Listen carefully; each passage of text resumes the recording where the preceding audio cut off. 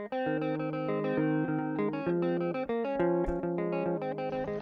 were busy doing school when Mom spotted a bunch of manta rays feeding behind the boat. We thought this would be a great opportunity to learn more about manta rays and find out what they are feeding on.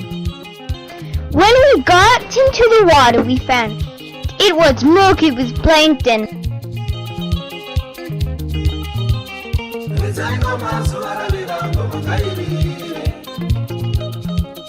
Whoa, the manta rays were really big up close.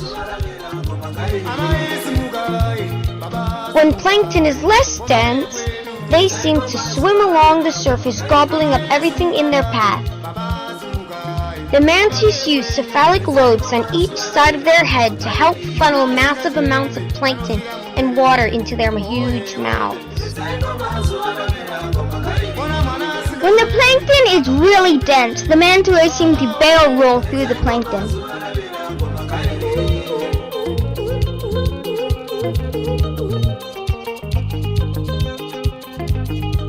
We launched our plankton net to find out what the manta rays were eating.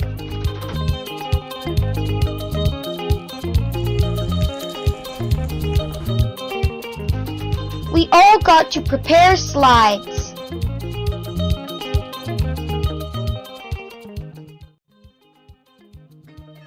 a lot of things right there, and right there I think there's a little... Then we searched through the plankton samples to find out which critters were most abundant.